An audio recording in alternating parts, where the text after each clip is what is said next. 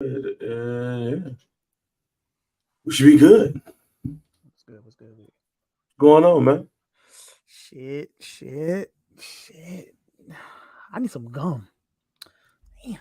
Nah, you know how cigarette smokers they normally like to eat, like to smoke cigarettes after they eat. Yeah. That's how I feel about gum.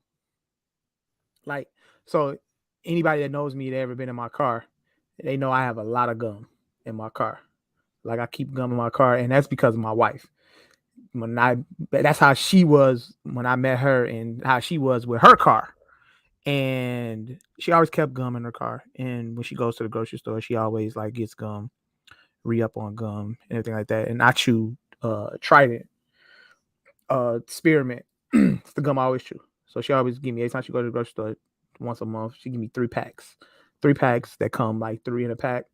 So that's good enough to last me for like a month. Um, but anytime I eat, I like I have to chew gum. Like I have to like chew a piece of gum, bro. Like it's almost like if I don't, bro, I'll get the shakes or some shit like that.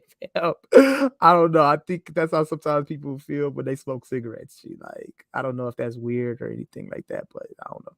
I literally just got done eating Panera bread, so and I had a sandwich that was Oh, sandwich was very mid though. It was mid, horrible actually. Had the soup was good though, but the sandwich was horrible. kind of sandwich was it? It was a steak. It was steak and cheese. Oh yeah, I hate them shits.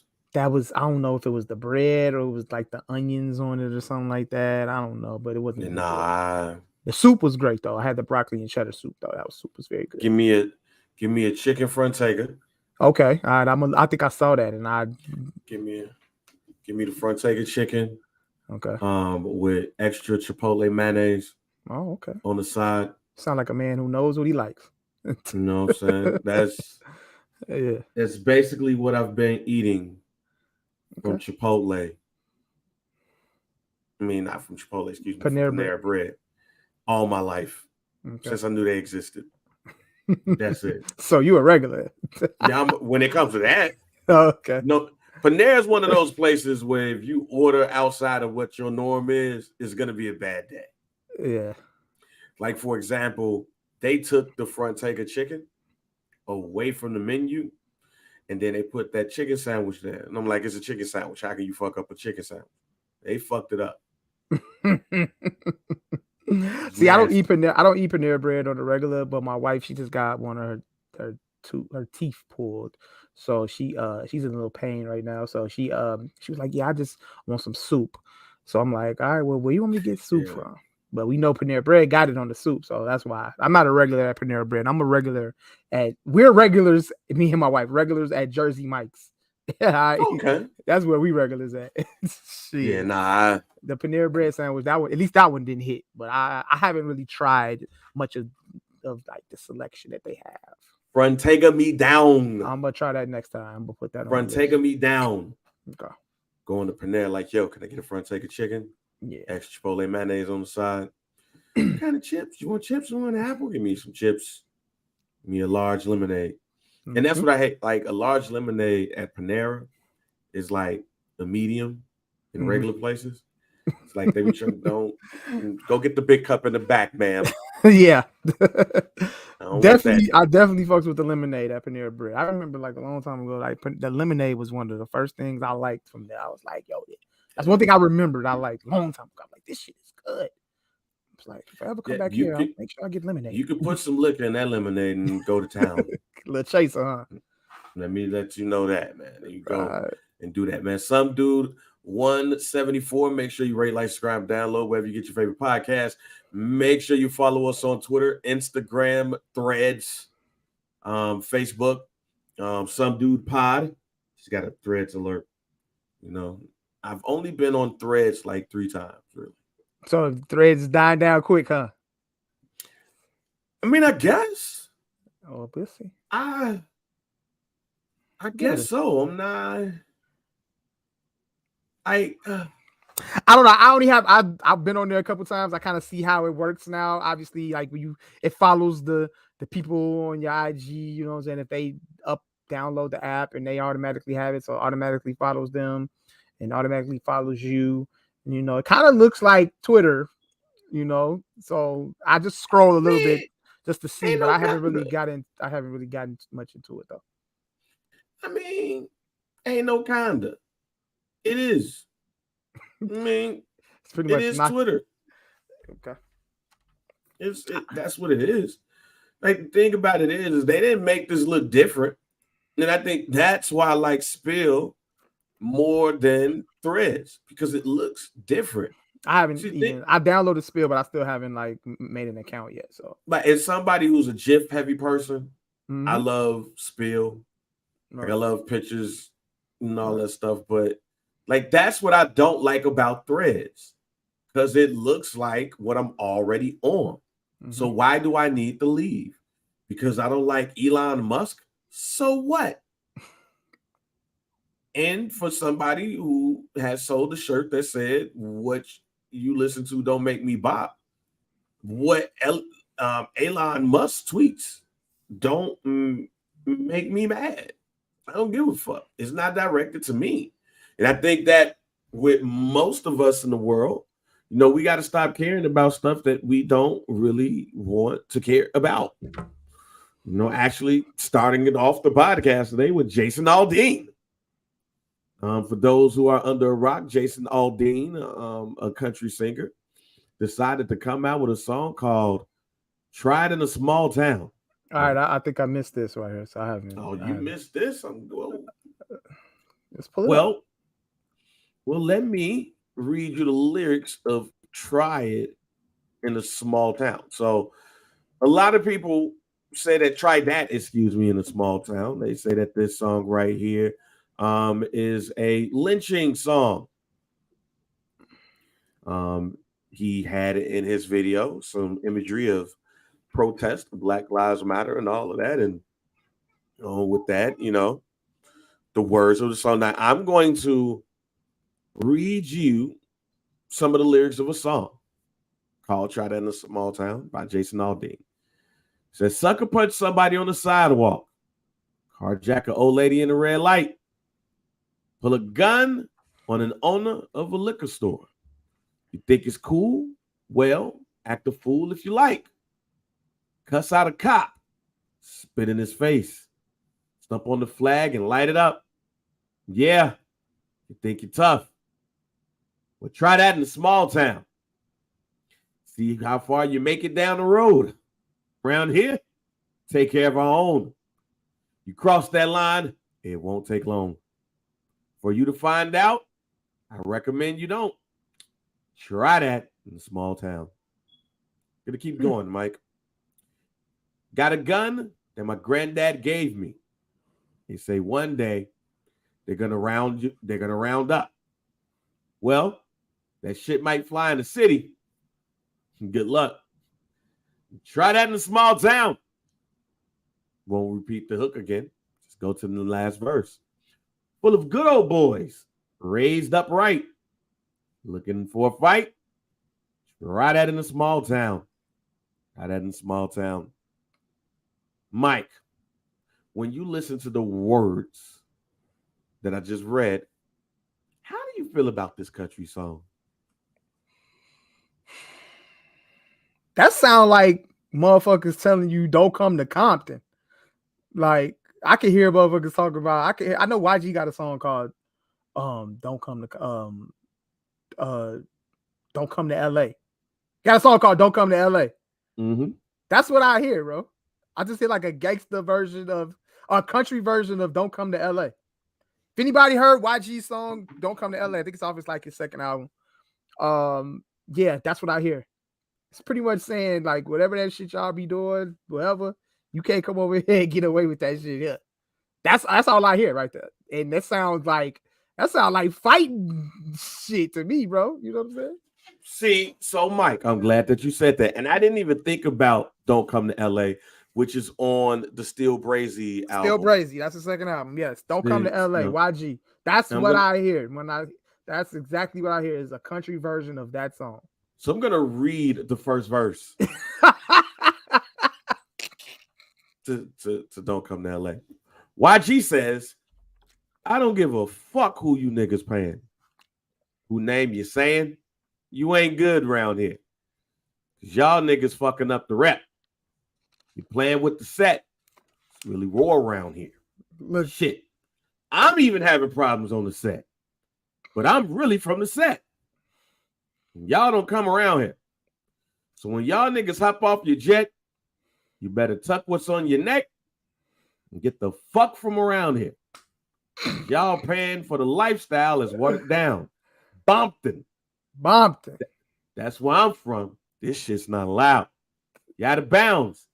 Keep that out of town shit out of town. Mm-hmm. You wasn't banging out of town. It's too late to holler now. Whoa. I'm going to get the OGs on board. Press the issue on you suckers. Oh, Lord. Whoa. Or hit you with the price you can't afford and catch your ass slipping at the BET Awards. Yep. So don't come to LA. Don't come to LA. Nobody fucking with me. Yeah. I go broke, rob fools for the jury, stick your hand up like you're guilty, doing things that my mama said I shouldn't be. Don't come to LA. Nobody's fucking with me. I go broke. Fools rob their jewelry. Stick your hand up like you're guilty, doing things that my mama said I shouldn't be. Yeah. So don't come to LA. Mike. Yeah. I'm going to bring you another song that when I first heard this Jason Aldean song. Okay. Is there a video for this song? Is a video? Yes, for it is. I gotta watch this. I gotta watch this. Now, in the video, you basically know. Well, I'm going to differ to what some people say, but I'm going to go to a song that when I first heard Jason Aldean, I said, you know what? This song reminds me of C Murder and Snoop, Down for My Niggas. Okay. C Murder says, bitch, I'm down with no limit. I ride for the cause. I'm the nigga on the tank. Fucking big balls. If anybody fuck with Snoop Doggy Dogg, I'm gonna make these niggas put their name on the wall. And everywhere I go, I got Mr. Magic here. Because I know that nigga don't care. You have that red shit pouring out your hair. Nigga, any fucking time. Nigga, any fucking way. Make them bleed. It's the motto I live by. And if you fuck with me, it's a must you die. Them niggas might be going run, but them niggas can't hide. It's like shooting yourself. It's a suicide. KLC rock the beat. Hitting hard like Burt. Niggas in the Nolia. No, him is big hurt. Just like Soulja Slim, he'll put you in the dirt and have your picture on front of a t-shirt. And when I make moves, I got 100 niggas with me. Just in case a nigga out there trying to get me. No, my niggas is down to squeeze the trigger. That's why I'm down for my motherfucking niggas. Mm-hmm. Mike, all three of them songs have something in common. Mm-hmm. Down for my niggas. Don't come to LA. Try that in a small town. They all got something in common. What is it? Don't come here with that bullshit. Yeah. What's going down? Now, let me first say this. I disagree with what a lot of people say that this song is about. I think this is more than just BLM. And I think black people have to understand this. There's Black Lives Matter, the group. And there's Black Lives Matter, us. I think there's a lot of black people in the world that just don't fuck with Black Lives Matter. Mm-hmm. But they believe that Black Lives Matter. Their belief is not in the group. Their belief is in the quote that Black lives indeed matter. Mm-hmm. Let me first say that. So I separate the fact that we all believe that Black lives matter and the group. But I don't believe that this song is about Black Lives Matter. Okay. Don't. A lot of these dog whistle songs, as I call it, is more about white people than it is about us. Because here's the thing, Mike. Here's the thing. When black people go to a small town, we're probably having sex with a woman in a small town or going to school. And when we go to these schools, in a small town, we respect the small town. Yeah. I've been to many small towns. Yeah. We respect the small town, and partly because our parents or our grandparents are from some of these small towns. Yeah. So when we come to school, when we go play football, basketball, I was just about to say, like, when we're the visitor in Chesapeake, Kentucky, we're the visitor at their high school. We chilling. We ain't trying to cause no trouble. Yeah, and the most you're gonna get mad at us for having sex with your white daughter. Yeah. But other than that, we respect all this. You know who don't respect small towns? People up north. Because white people come to these small towns in the South from up north trying to change shit. The George Floyd shit. Use this for an example, Mike. Mm-hmm. We all felt the George Floyd shit. I'm with all that shit. That shit shouldn't have happened. But you know who don't give a fuck about George Floyd? Small town. So what happens is these white people from bigger towns go to school at these small towns. A George Floyd situation happens. And all of a sudden it's, oh my God, we need to do something about this. Can't believe it. I'm going to go protest. Oh, they have a Confederate statue there. Why is this still there? Oh my God, oh my God, oh my God. Now, I'm not saying that it won't be no black people there. It is normally black people from up north that came to the small town. Mm-hmm. It's like, fuck this shit. There's a number of black people that come to these schools like, look, you take that shit over there, fam. I'm going to class, fuck on Becky, and I'm going home. And that's how we get caught up in shit. Yeah. But there are many white people that come to small towns and they fuck up the mojo of everything. Okay. You seen School Days? Yeah. Remember that scene in School Days when Samuel L. Jackson and a couple of people that was from where Hillman College is at. Yeah. It was I think it was McDonald's. No, KFC. It's KFC. And Lawrence Fishburne, Kadeem Hardison, Branford Marsalis, the other two dudes, the nerd dude, the Coke bottle black. No, they, fuck it. Lawrence Fishburne, like, man, we out here, man. They ain't finna mess up my shit.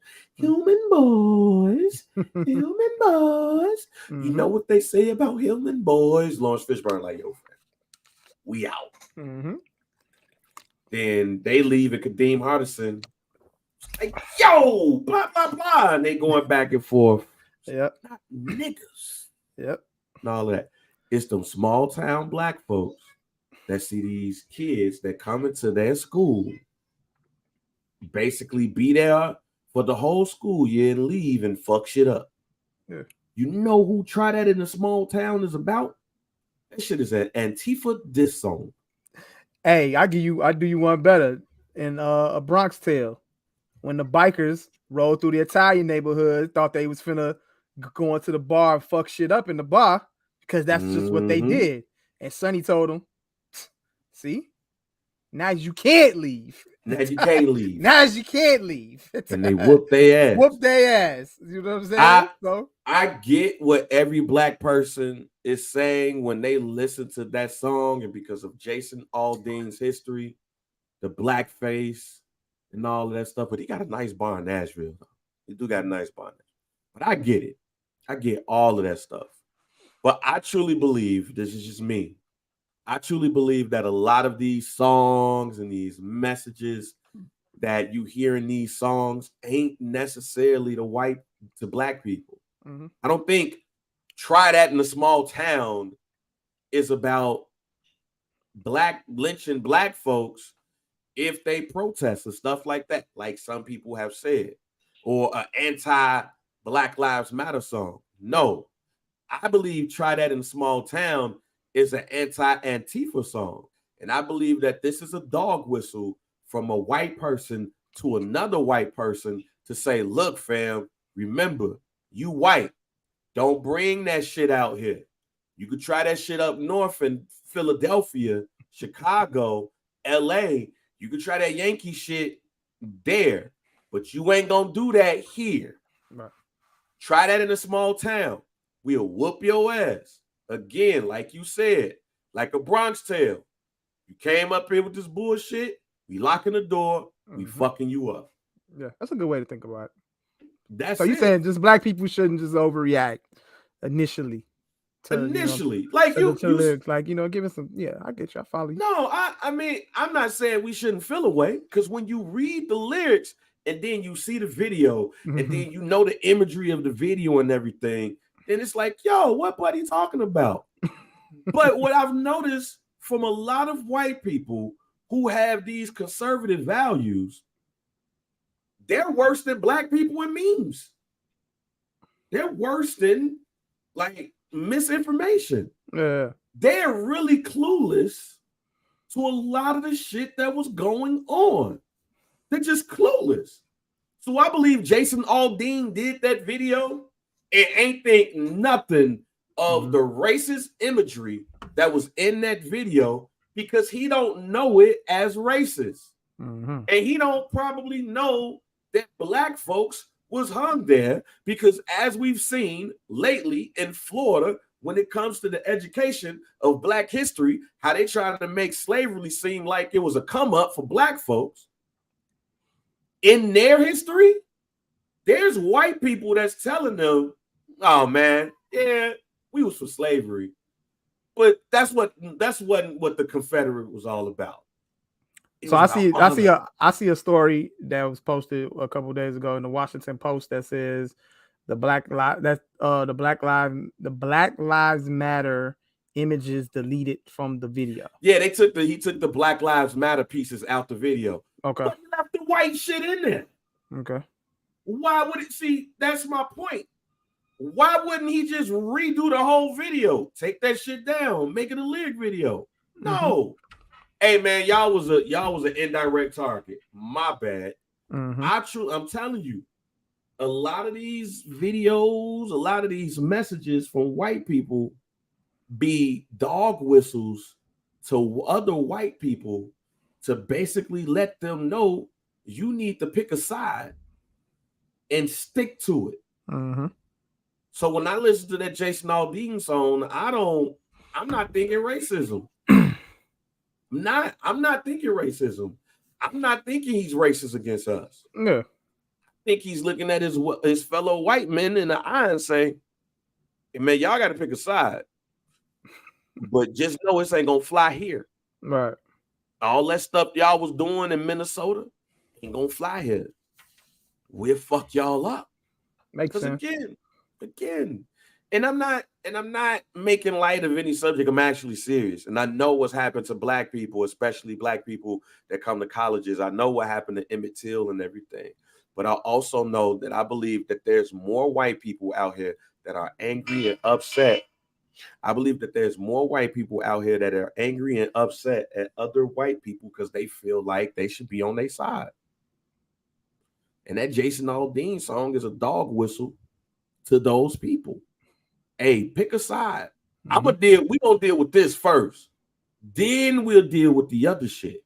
But we need to band together. That's what that song is about. That song is down for my niggas. Jason Aldean is down for his niggas in a small town. That's also don't come to LA. Don't come here with that bullshit. That song is those two songs in one.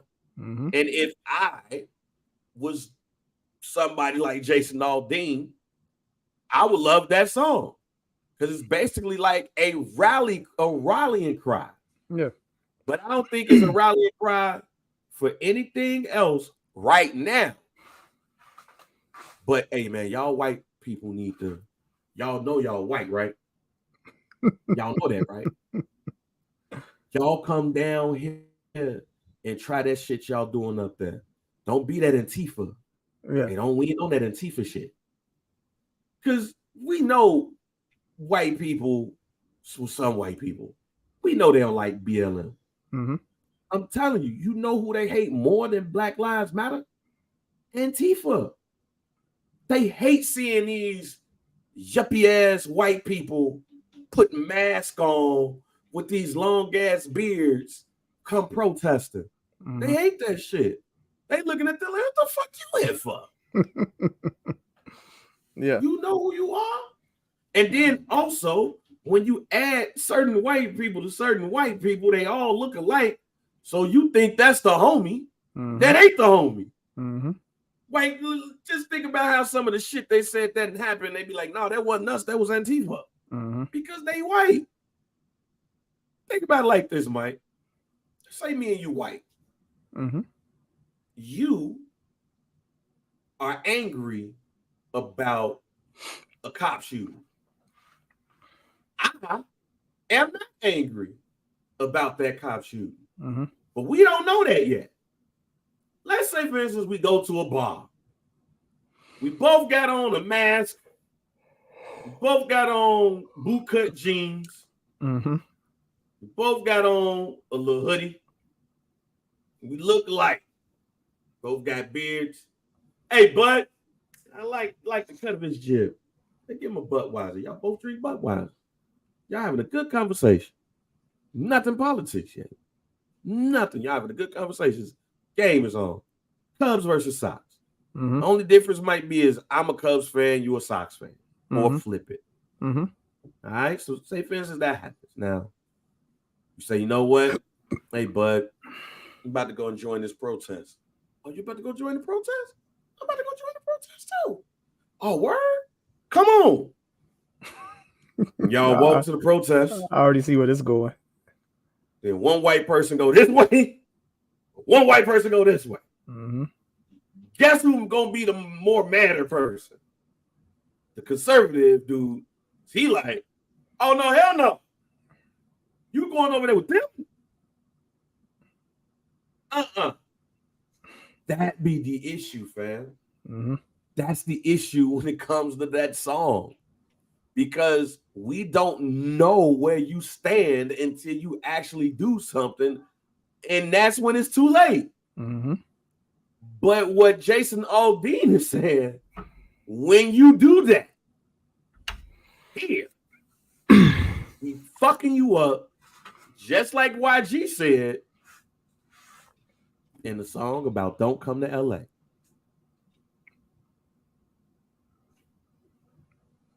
Spot on. What am I supposed to say that? Yep. That is his down for my niggas. And it's Don't Come to LA in one song. And it's just one song that I'm not going to listen to. And I'm also going to take his advice. You won't see me in a small town. Won't be there, buddy. But you're not going to see me there protesting in the first place. Unless you do something to me and mine. I'm not going. See, that's the other thing. Just thinking about the YG thing. A lot of these protests happen because people travel to these spots. That's typically what happens. Yeah. They travel to these spots and they go raise hell, and then they be like, all right, yo, I'm straight. That's what happens, Mike. I'm not saying that people in these cities are not frustrated, in these small towns are not frustrated, but it's hard for me to do my thing when my neighbor is for this shit. Mm-hmm. It's hard for me to do it. So yeah, that's another reason why I believe that try that in a small town is not about black folks. Because even when you go to some of these small towns, some of the black people feel the same way as the white people. Man, don't come over here fucking up our shit. Hell, what was it? I can't remember what exactly happened to cause this, but I remember seeing on the news this group of black people stopping this group of mixed people to coming into their neighborhood and fucking shit up. For real. Yeah. Like, yo, don't do that shit over here, Jack. I can't remember where it was from, but they was like, yo, don't do that shit over here. Don't try to burn down shit. Don't try to knock over nothing. If you want to protest, walk your ass in a straight line. But don't come tearing up our shit, because we live here. We live here. Try that in a small town. Yeah. That's what that is. Now, is the song a good song? No. Do I care for the singer? No. Do I care for the song in general? No. But I'm not going to sit here and act like I have not heard a song similar in rap. Not going to do that. Because Don't Come to LA really made me think about not coming to LA. Do you hear me? Shit. I got questions. I remember I was talking to when AD came up to WindyCityUnderground.com. And that man told me I couldn't wear my White Sox hat in LA. And I was like, wait a minute. I still can't wear certain shit. That didn't hit me until then. We can't wear the White Sox hat in LA. In LA. He told me I couldn't wear the White Sox hat in LA because that's that's connected to a specific set. I was about to say Eazy-E word, but obviously that was Eazy-E. Eazy-E kind of put the White Sox hat on the map. On the West Coast, a specific set. Exactly. A specific set. Yeah. So who am I to go in somebody else's spot and disrespect it? And that's something we got to look. Did you hear about the chick in Dubai? The black chick went to Dubai. Let me pull up the story for you, Mike. So, this chick went to this woman from Houston. This happened 2 weeks ago. Brando, this shit went top 10. This song went top 10 on Billboard. It went, yes, my G. Damn. Yes. Because black folks was like, look, Jason Aldean is thanking black folks right now. That's black folks. Let y'all know the reason why he took that BLM stuff out of the video, because y'all helped that man go number one. All right. So a social media influencer named Tierra Young is reportedly in custody in Dubai.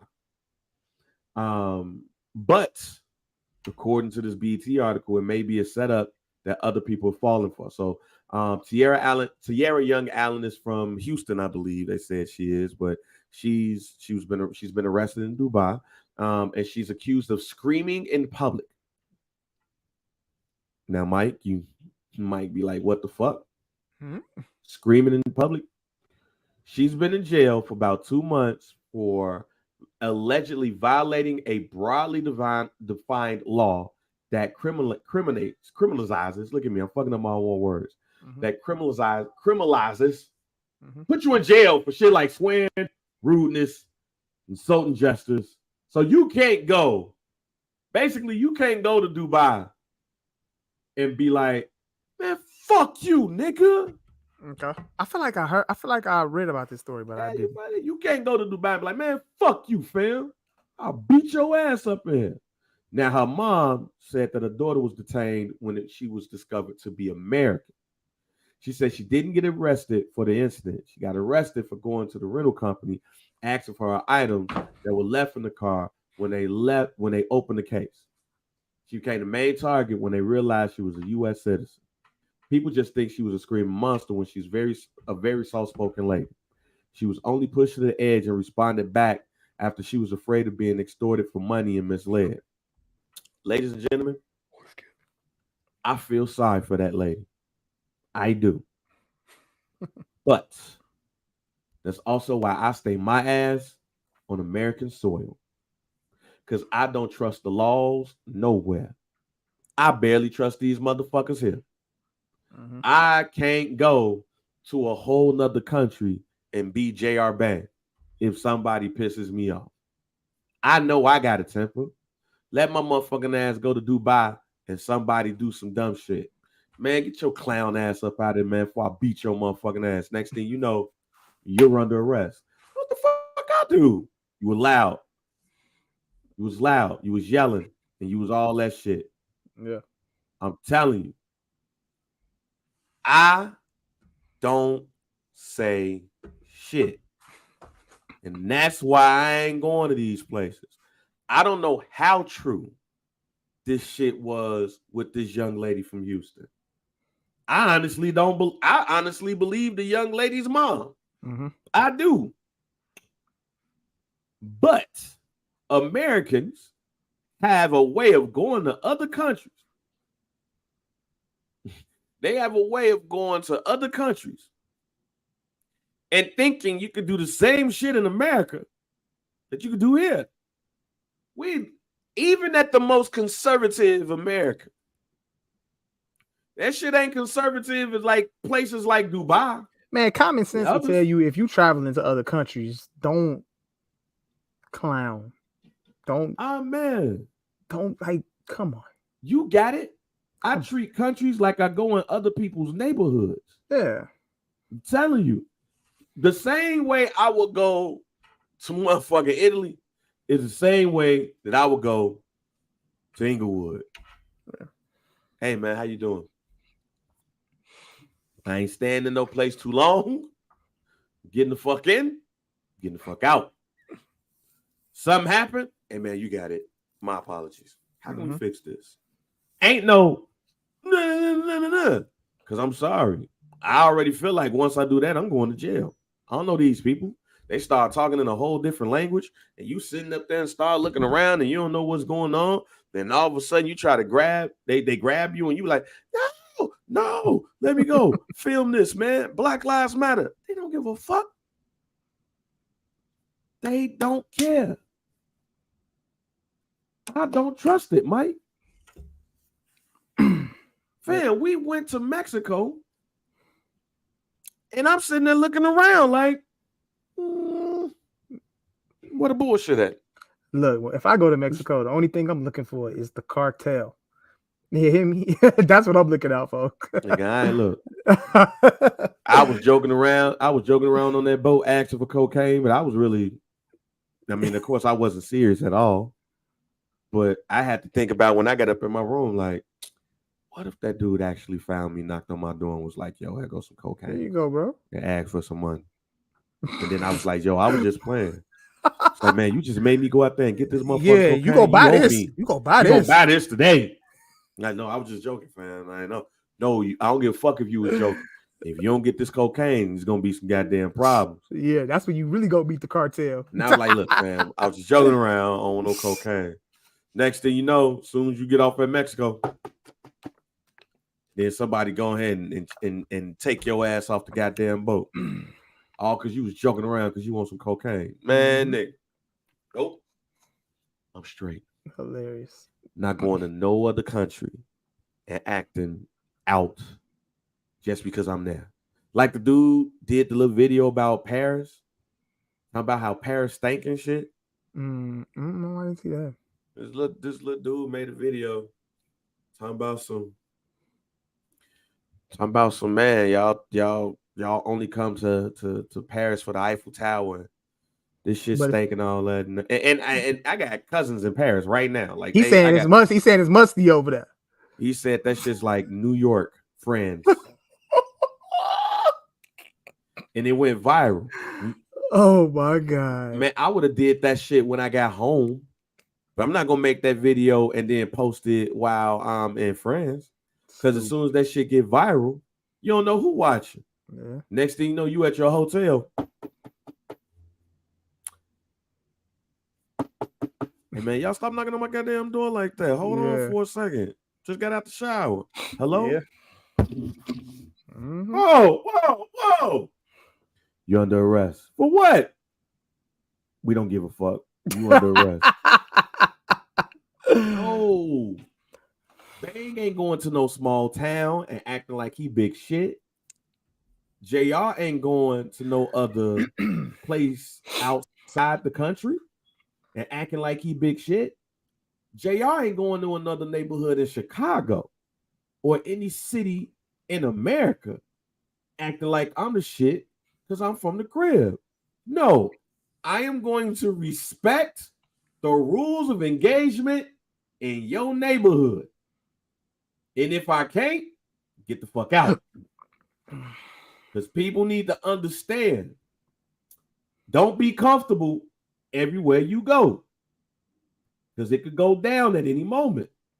No, Jason Aldean, right? Try that in a small town. See what happens. You know what I also know about small towns? Some of them are sundown towns. Try not getting out of there before 7 o'clock. See what happens. We know. Yeah. I ain't saying it's right. What I'm saying is you ain't even got to be on no bullshit in the town. You just got to be there. If you here and it's past sundown, you might not even be doing anything fucked up, but you just around. You in the wrong town at the wrong time. See. Your ass at the local big boy. Yeah.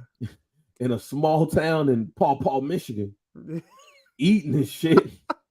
And it's 7 o'clock. Yeah. Matter of fact, no, it ain't even 7 o'clock yet. It's 6:55. Somebody come over to your table. Hey man. Hey, yeah, you might want to take this check. You might want to take this check. My G. Get the fuck out of here. Take this check. Why you rushing me out of here, man? Matter of fact, I'm gonna go ahead and get another Coke now. Go ahead and give me another one. Nah, G. Nah. Yeah. It ain't even about that. I'm just saying that it might be that time, fam. It might be time for you to get the fuck up out of here, man, and give me another goddamn See? Yep. The next thing you know, you look at the table. Yep. At the far end. Yep. Motherfucker do this. Yep. What the fuck y'all looking at? It's 6:58. Dude at the counter like this. Yo, I'm telling y'all, like, y'all not from here either, right? Yeah, we straight though. Man, matter of fact, shit, it's 7 o'clock. Son, waiter asked you to leave. Now, who the fuck is? By that time, it's too late. Too late, dog. Try that in a small town. Try that in France. Try that in Germany. Mike, you know what movie I watched once and I can't watch again? Hostel. Who? Hostel. Hostel? Okay. Yes. Okay. Hostel came out like after Saw, where this Americans went over there. Hostel is a hotel. They got them a little hostel. They was out here kicking it, got to get on some holes and all that. The boy woke up. He was tied up in the basement of the hostel. And the nigga was about to tear off his limbs for fun. Mike, that's also one of the reasons why I'm scared to go overseas. You're not going to kidnap me, put nothing in my drink. You're not going to do none of that. Try that in a small town. People, whether you hate that song or not, people need to understand that the message of the song, try that in a small town, the message for Don't Come to LA is basically, don't come here on bullshit. Be here respectable. Because if not, we gonna rob you or Jed and them gonna jump you. Mm-hmm. Down for my niggas is the cherry on top. Because at the end of the day, we down for LA. We down for the small town. We don't know you. I'm going to respect those rules. See you when I see you. Peace. Bang, is the effects? What are those effects? Are that my screen or your screen? I don't know. Did you just see the balloons fly across the screen? This was the third damn podcast that I've been about on StreamYard. What the fuck is that? I saw a thumbs up sign come up. Bro, did this. I wanted to make sure. I thought it was my computer. Bang got the obviously you got the iMessage effects are going across your screen right now. I don't know what it. Oh, I think I know what it is, Jack. Who messed with your iPad? Who messed with who messed with it, bro? Who messed with the MacBook? Oh no. Yeah. Oh. What is this? I do not know what it is now, Mike. Okay. I did not know this, but you know, when you set up your webcam on your iMac, I don't know if this is new or not because I never knew this. They got portrait mode and the lighting and everything, but they have reactions. Oh, okay. I don't know how you trigger them bitches, but it triggered them. Bang just got him going right now. Wow. It's raining. Wow. Hey, that Sunshine, might be useful. blue That might be skies. useful for the pod, though. Sunshine, blue skies. Please go away. Locked up in my room. I know to Hey, you, it might sound strange, you might be on but to wish it something. would rain. That's hilarious. Wish it would rain. Rain, rain, rain. You might be on to something there with that one. Which Yes. webcam you got? I don't have to get that one. No, this is on my iMac. That's on your Mac or your Yeah. Oh, that's on your iMac. Is that on the MacBook too? That could be possibly gonna be on the MacBook. I don't know. I would think so. If you see the little green camera at your top right, you could click on it because it say Google Chrome, and then wow, and then you can set your camera up and shit. Wow. Yeah, Wait, I see the green camera. I see the green light on the top, but not the green light at the top, but like on the top, like on the right hand side, by where the dating shit at. You ain't got that. You said a green light? Yeah, like the little green camera thing. That's fucking. We ain't gonna spend the whole podcast trying to get you to find some shit you ain't got, Mike. Some shit I ain't got. Damn. Well, fuck it then. No, I don't have it, dang. Your MacBook Pro is poor. I'm about to say shit. Motherfucker, you know what your MacBook ain't got that I got? Celebration. Ain't that a bitch? You know what else it got? Oh man. Ooh. Man, I bet you my shit can do that, bro. I'm gonna find it. All through this pod, I'm about to find out how to do this. Hey, I know people listening to the pod like, yo, what is Bang talking about? You gotta go to the YouTube and subscribe because you're gonna see a whole bunch of stuff. Just let me do that one more again. Oh my god. Yo. Mortal Kombat. It's like I'm at zero gravity in Naperville, G. Oh, shit. All right, man. Let's move on to football, G. So man. There's a lot of stuff going on. I really want to start off with the Denver Broncos, though. The Denver Broncos and Sean Payton. Sean Payton did an interview. I think it was with Sports Illustrated. I can't remember who it was with. But they did an interview, and Sean Payton he kept it a little bit too real, fam. Nate Hackett, who's now the offensive coordinator for the Jets. He was formerly the offensive coordinator for the Green Bay Packers. A lot of people felt like the Broncos hired him to get Aaron Rodgers. That didn't happen. He ended up going to the Jets with Aaron Rodgers. He was the coach last year, and it was bad. He didn't even last the full season. It was terrible. Wait, what? Nathaniel Hackett is what now with the Jets? He's the offensive coordinator. Okay. Yeah. Right. So it was two things that just about the Broncos. Yeah. That Sean Payton had said. He said it might have been one of the worst coaching jobs in the history of the NFL. But then he said, everything I heard about last season, we're doing the opposite. Now, one of the things that was discussed about some of the things that was going on with the Broncos was Nathaniel Hackett and the Broncos basically giving Russell Wilson basically the key to the building. Like the key to the building, basically. Mm-hmm. He was able to he had his own office. His friends was there and all of that stuff. Yeah. Now Bill Turner, former Broncos offensive lineman and a friend of Nate Hackett, he took up for him. He said, seems like someone started training camp is trying to soften the blow after realize what he's in for this season. Fucking bum, bounty gate, childish.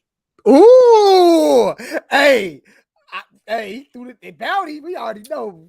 Hey. But here's the thing, right? Damn. I just saw that quote. I just read that quote for the first time. Yeah. And I agree with Billy Turner. I believe that Sean Payton got in the training camp or like pre-camp OTAs and found out that he got a lemon. Yes, fam. He didn't absolve Russell Wilson or the rest of the team and shit. But unless you're about to tell me that Sean Payton is one of the greatest coaches of all time, that team don't suck. That team's going to suck. That team might not be better than the Raiders. Damn. They definitely ain't better than the Chargers. They definitely ain't better than the Broncos. I'm going to ask you this question, Mike. So you don't see any improvement from the Broncos this season? They might be better in the rankings. They might be better than the rankings. That's interesting. But here's my thinking, Mike, and I might be wrong. Because I really think that Sean Payton should have just shut the fuck up. Mm-hmm. What is talking about Nathaniel Hackett gonna do for you? And what is it gonna do for you? You know what it's gonna do for you? Is set the excuse that this team ain't just hot, fam. It just ain't that hot. The other nigga that fucked it up. Well, man's bought a bogus car, huh?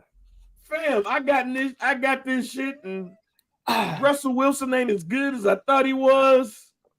We got Melvin Gordon at the running back position. So what he doing is he already making excuses. Hey, he making excuses. Now, Sean Payton is playing spades right now. And Sean Payton ain't even looked at his hand. And he was like, oh. Oh, my God. I think I'm straight out here. Then he picked up that hand and was like, hold on. Oh, shit. I can't play this. Can't play this. Nigga, you missed deal, fam. You can't even deal. Damn. I can't deal. I'm just dealing the cards. That's what Sean Payton did. Sean Payton did the equivalent of playing spades, getting a hand dealt, and you telling the dealer, hey, man, you can't deal, fam. Now I got to play with this whack-ass hand. He started telling his cards. And everybody else on the table, like, man, you can't be talking across the table. It don't even matter right now, man. This shit huff as hell.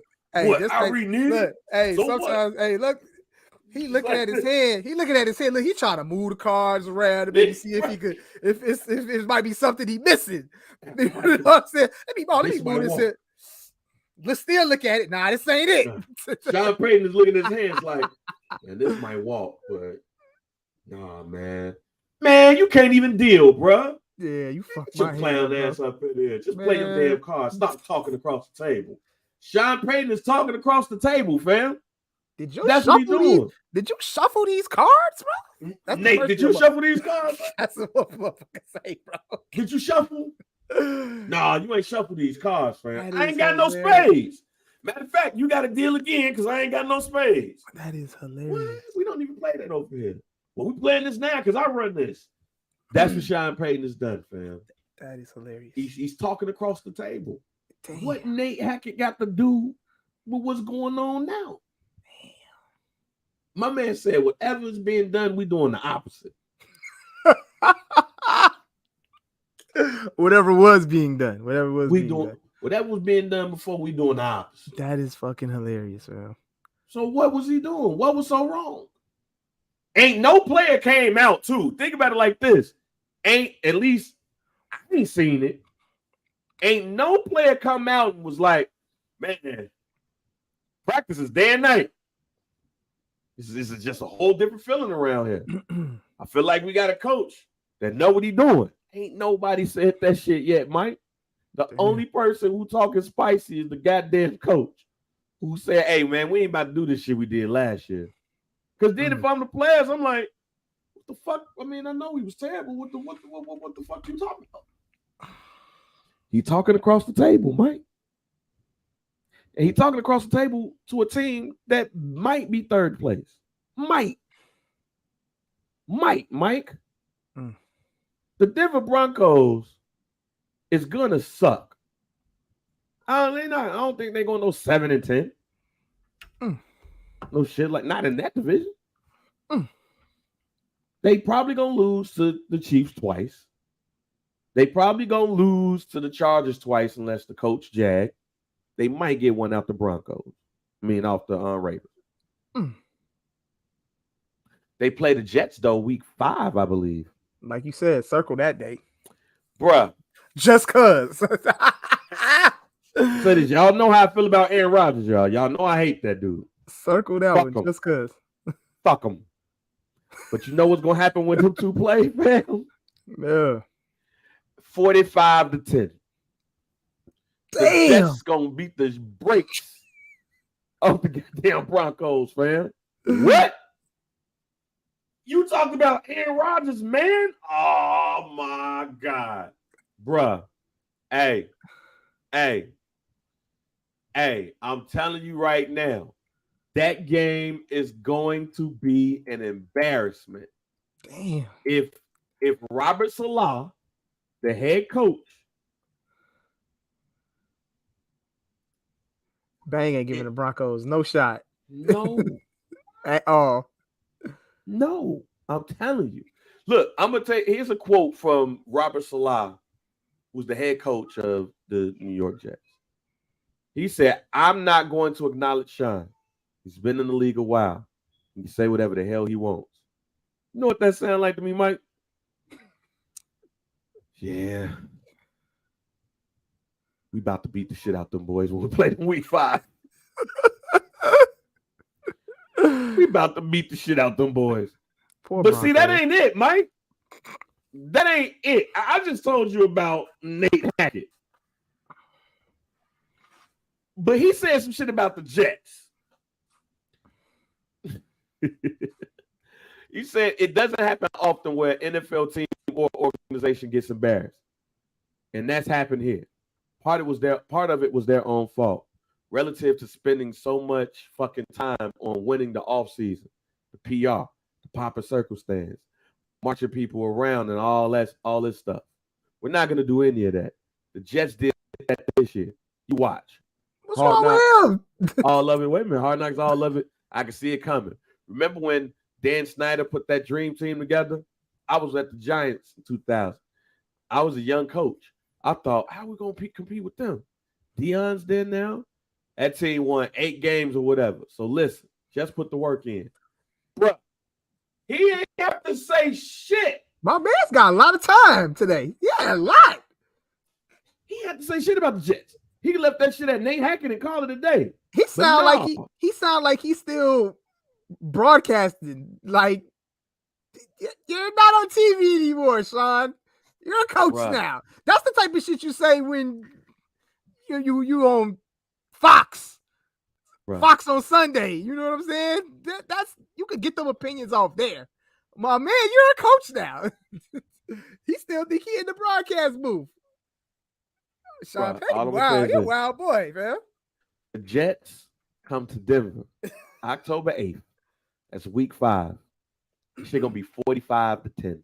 Where was Sean Payton working at last year? He was on Fox. Yeah, my man still think he on TV. Fox. He is tripping. Like, I don't even know why you even bring that up. Hey, if he said all that, team. If he said all of that on there, I'll fuck with it. But I be like, oh, okay, you cool. Like, but you're a coach now. All right, before we move on, we're not gonna talk about the transgender shit. So you shouldn't talk about that shit too. Let's move on back to football. That's not our fight. Yeah. I don't even know what you're talking about, but I don't even want to talk about it. So that's good, Mike. Let's let the women folk have this one out. All right. I bet. Just let Jess Hilarious and Laverne Cox. Okay, yeah. And all of the women and transgender women fight. Us men folk are going to be over there. And trans men, I suggest you bring your ass over here too. Stay out of that.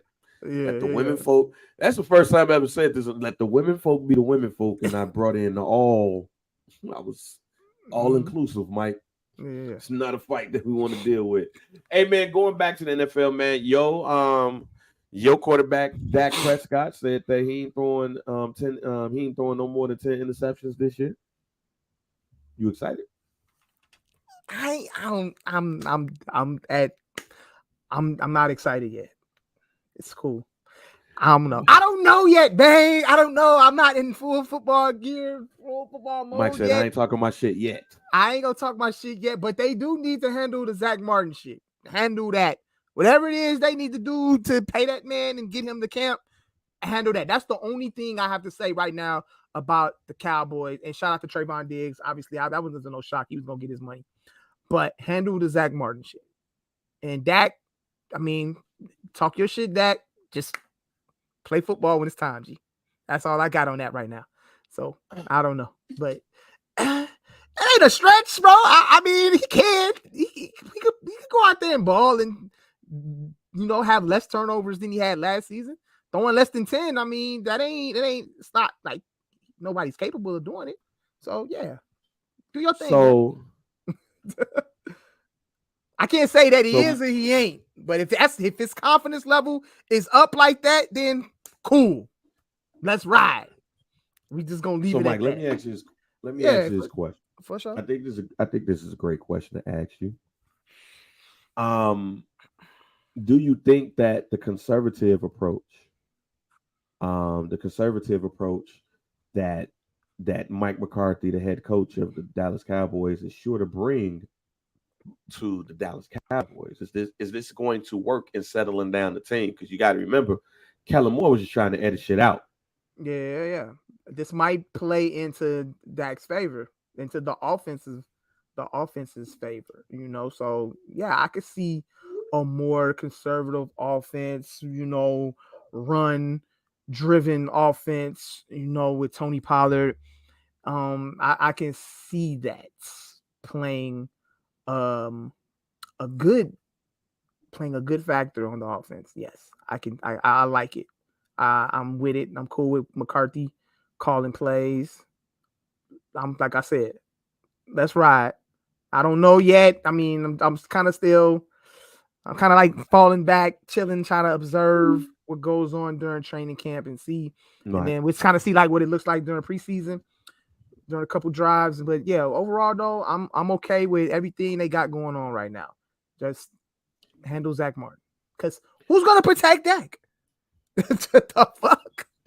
That's all fine and dandy. You know what I'm saying? With Dak going out there and not turning over the ball, but shit, I don't want him to get hit. You know what I'm saying? Hey man, it's all fun and games until that motherfucker Olay. Exactly. So let your ass get hit. Pay that man. Pay the lineman. Goddamn it. Shit. Pay that man his money. Get hit. So your ass get hit, and then they be like, "Yo, pay him." Yeah. That's what I meant.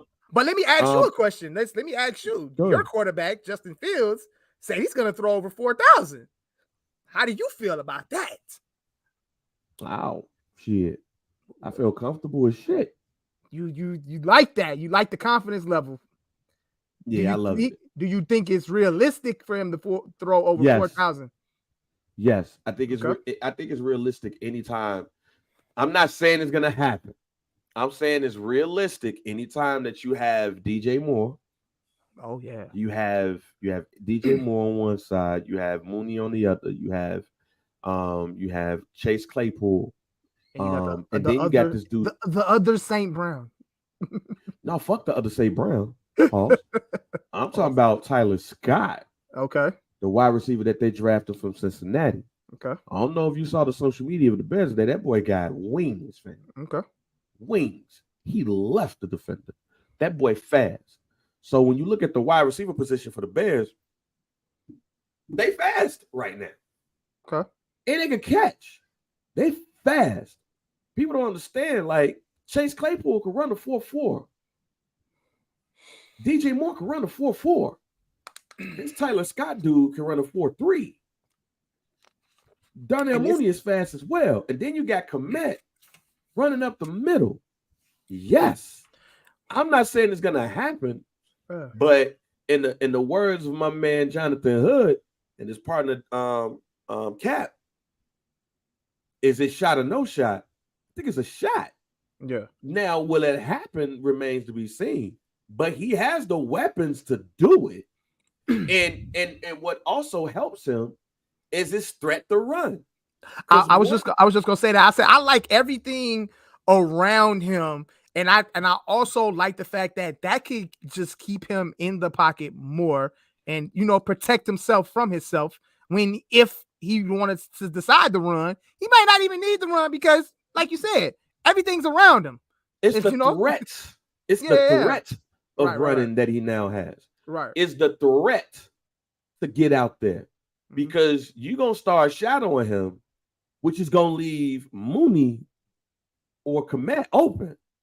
That middle of the field is going to be food for somebody like Justin Fields because the threat of running, you try to shadow that man with a linebacker and you put them people, man, the boy got a chance. Not saying it's going to happen, but it makes me excited that he can even have a goal like that. What's fucked up, though, is that if he does it, he is the all-time leader, single-season leader in Chicago Bears history. If he makes any fucking history on the passing side. I do believe that man can hit that 4,000-yard mark and have about, if I'm thinking lofty, I'm talking about total touchdowns, passing and rushing. I think my man can have about 25 tutties. I was gonna say 30, but shit. I can say I'm say 25. I think he can have. I think he have 25. In the run and passing. But the fact of the matter is like shout out to my man Scott. Our man Scott. He the Barbershop Digital team is out there at Hallis Hall, watching training camp, and he's been tweeting like Justin looking good. Jack. They don't have training camp in Bourbonnais no more. Nah, I think all that shit in Hallis Hall. Damn. Yeah. When they stopped doing Bourbonnais? Shit, a couple of years ago. Oh, okay. All right. They brought everything to Hallis Hall. Everything at Lake Forest. Okay. But yeah, fam, like I'm gonna text him again. Matter of fact, I'm texting him while we podding. Like, But he said Justin looking good though. Oh yeah, he said Justin looking good, Jack. Okay. Matter of fact, I sent him a text yesterday. I said practice was lit, huh? He was like, it was a decent practice. Justin looks really good. Linebackers and secondary was flying. You could tell DJ finna be what AJ Brown is to Hurts for Justin. Okay. So I'm texting him how it was today, see if he responds. But, I saw a couple of clips and that thing. I even saw a couple of people, tweeting all of that stuff like, the offense is looking good. So really, my hope is they get a defensive line, they get another edge rusher or two that's potentially out there. I think the Bears are going to be better than what people think. You know what I'm saying? Now, will that translate to wins? I'm not for sure. But I feel good about this season is what I will say right now. Now, whether it's Justin Love or not, if Justin come out here and they beat the Packers game 1, bruh, talking about man, oh man. I already know how you clowning this season, boy. I already know. Timeline gonna be so lit during football season this year, boy. Man. It's gonna be lit, man. If they beat the Packers game 1, that's gonna let the Packers know. Hey man, we don't give a fuck about y'all no more. All this Justin Love shit. Motherfuckers, man, Justin Love got to be something for them to give up on Aaron Rodgers. Jordan Love. Yeah. Give a fuck about that shit. You also wanted that motherfucker gone because he was weird. He was getting on y'all nerves. But you think something because you drafted him, so you got to think something. Yeah. But you're going to try to win. What the Packers are going to do is try to win through the running game and defense. All right, cool. We got that. Khalil Herbert is a very decent running back, a capable running back. And this Rashawn Johnson cat, a lot of people got some high hopes from him from Texas. If BJ Robinson wasn't the starter, it would have been him. You know what I'm saying? They just re-signed Cole Kmet. They just re-signed him for a 4-year deal. They gave him his money. Good signing. And then you got a very capable number 1 in DJ.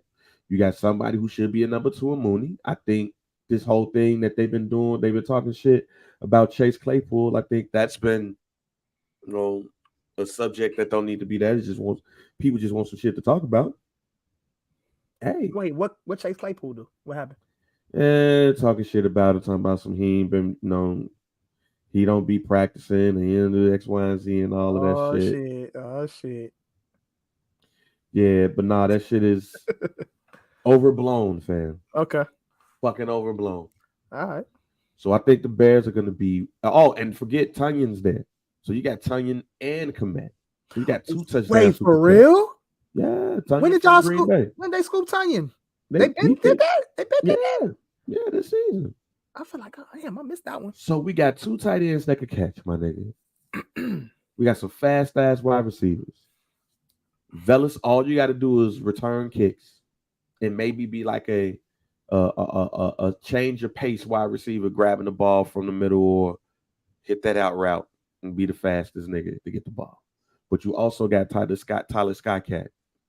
The Bears, if Getsy got it together, people ain't gonna talk about that shit until they see it. But the Bears do have the potential to have a scary offense. Mm-hmm. They do. And if they could get them an edge rusher or 2 before training camp is out, along with the linebackers, if the linebackers are doing what Scott said, and the secondary, because Eddie Jackson thinks he's about to have the greatest season a safety has ever had. That's Eddie's words, not mine. Eddie Jackson talking about, yo, I'm about to have the best season ever for a safety. Now that cornerback situation is going to be a little bit interesting too. Because Jalen Johnson, I like him, but he gotta catch the ball. He gotta grab the ball. We need interception. Mm-hmm. But that defensive line helps out cornerbacks. A lot of coverage, man. Look,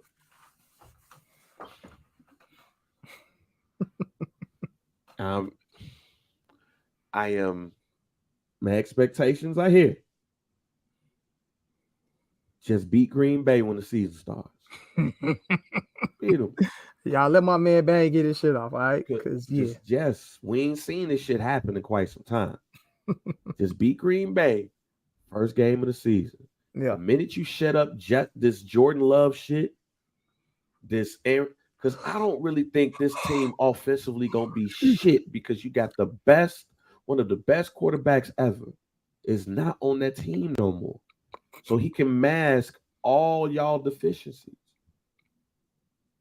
So I'm telling you, I'm not worried about this team. But when we come out there and we beat them first week, it sets the tone for them niggas. Mm-hmm. When we go out and beat Minnesota, when that defense swarms Kirk Cousins ass. And I'm not really worried about the Lions. I think that the NFC is over. The NFC North. That's easily, I think, the most open division this year. And it's not even, I'm telling you, that division is open. It's easily the most open division. That division is so up for grabs. You just really don't know yet. For grabs. Like people would talk, look, the Detroit Lions is gonna have to prove to me that they're a Super Bowl contender in order. Yeah, I was gonna say, like, you want to see. Never see me say that shit. You want to see the Detroit Lions kind of take that leap. You know, they finished the season 9-8, but they was short. No, I don't want to see that. No. I ain't saying that. I'm talking about, like, as a football fan, like, some people would like to see the Detroit Lions. As a Detroit Lions fan, you would like to see that shit. Sure, but, like, you know, you would expect them to take that leap, you know, into, like, being divisional contenders. You know what I'm saying? Not even Super Bowl or anything like that, but be like that team that's gonna.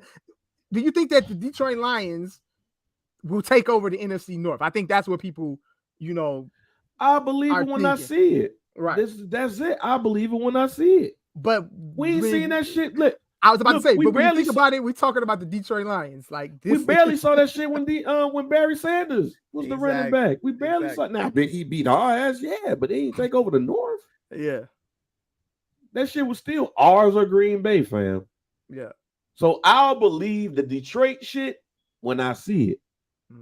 Because I have no faith whatsoever in the Detroit Lions doing anything but wetting the bed and embarrassing themselves. That's it. But it just may happen for them this year. I don't think that Jared Goff is a bad quarterback. In fact, I thought that the Rams were stupid for trading him. The running back situation, fuck our old I wide mean, running back. Fuck him. they did end up winning the Super Bowl, so I don't think Who? it was necessarily a dumb thing. Who? The Rams. Yes and no. They did end up winning the Super Bowl, but they've been fucked there since. Yeah, they fucked it out. Yeah, for sure. And I do think they could have won the Super Bowl with Jared Goff. I do. They went to the Super Bowl with him. Yeah, for sure. They went to the Super Bowl with him. I think they could have won the Super Bowl with. I don't know what it was though. It's like Jared Goff took like a slight decline or some shit like that. We was expecting this, but it's kind of just stayed at a here. I think the coach is also. I think the coach is also overrated too. I think he's a good coach, but I also think he's overrated. Damn. But they won the Super Bowl, and that's cool. That's great. That's dope. Hey, congratulations. Yeah. Ain't mad at it at all. I think they could have won that Super Bowl with Jared Goff, though. I do. So they got a good quarterback. I'm still iffy about that defense. Oh, yeah. Can they hold people? Yeah. I'm still iffy. Now, look, I'll say this. I like Aiden Hutchinson. And they got a good defense. But I do think there's some teams that can still outscore them. That defensive backfield ain't that hot, son. Mm-hmm. So if you got a nice offensive line that like the Bears are building right now, and you put Hutchinson on his ass, it's open in the North. The North is up for grabs. The North is open. But I know for sure we'll get a better look at it, you know what I'm saying, once we get closer to the, you know what I'm saying, kickoff on opening day, on opening Sunday and shit like that. We'll get a better understanding and really get a few of these preseason games in, and see who gets injured, who doesn't get injured. Knock on wood. Hopefully nobody has any significant injuries that's gonna take them out for the whole season. Then we'll really get an idea of who doing what this season. You know what I'm saying? And hopefully, prayers up for Joe Burr. Calf injury. They said strained calf. Yeah, this is a strained calf. Strained calf. At first, when we looked at the video, it was looking like an Achilles. Yeah, that was. I was like, yo, what kind of plays are we running right now when Joe Burrow is doing this? Yeah, please don't tell me y'all trying to make him into like a quarterback. Like, that's not good. Yeah, he came out there with the sleeve, and then he ended up getting hurt. Yeah. Anytime we look at that calf situation, fam, we look at Kevin Durant and the Achilles thing. So yeah. We don't need Joe Burrow not playing the season. For real. We don't need that at all. Make the season boring. Because we need Cincinnati versus Kansas City. For real. At this point, we need them in the Hell in a Cell match. Yep. Because it's gonna get to the point where they don't even like each other. This is going that look. KC versus Cincy has the potential of being this generation's Dallas Cowboys and San Francisco 49ers. I like it. They play every year and some shit go down. Mm-hmm. I'm not saying that Jamar Chase will go to, Arrowhead and go to the middle of the field and put the ball down. But I believe I would die if he did that. Yo, that'd be wild. That'd be but like you said, I think what were you about to say? You wouldn't put it past Jamar Chase doing some type of wild shit on a touchdown celebration. Not necessarily running to the middle of the field, but but they gonna talk shit. Like that. That's just like, look, Deion Sanders versus Jerry Rice type shit. Jerry Rice really competing against the other wide receiver on the other side, Michael Irvin. You know what I'm saying? The quarterback battle, Troy Aikman versus Joe Montana, or Troy Aikman versus Steve Young. Like, we need all of that shit. Like, I know we have football rivalries like the Bears, Packers, Bears, Minnesota, and some other rivalries, and all that stuff. But we need the high profile rivalry in sports. This is the one that you really like. Like the Colts and the Patriots. Yeah. We need that rivalry where when we see that, we see them two play. We see the top Peyton players versus in the Brady. league. Yeah, we need to see the top players in the league go up against each other. Yeah. Like how we saw Dallas versus San Francisco. Because then when we watched that, we was like, we figured this would be the NFC or the AFC championship game. Mm-hmm. We need that. And those two teams are trending towards that. Yeah. The issue comes is, can Joe Burrow stay healthy enough to get them there? And it's kind of like he proved that he can kind of stay healthy. He kind of healthy-ish at this point since the ACL injury. You know, he's been healthy-ish. He's had those scares, you know. So it's like, come on, Joe Burrow. We need to see some type of mobile. We need to see more mobileness out of you, buddy. And I definitely don't want to see no plays where you running, G. Like, you don't need to run. That's not what we're doing. I got an update from Scott. Scott said, decent day. Nothing major. DJ Moore and Tyler Scott made some plays. Too many drops. Secondary dropped about 2 interceptions.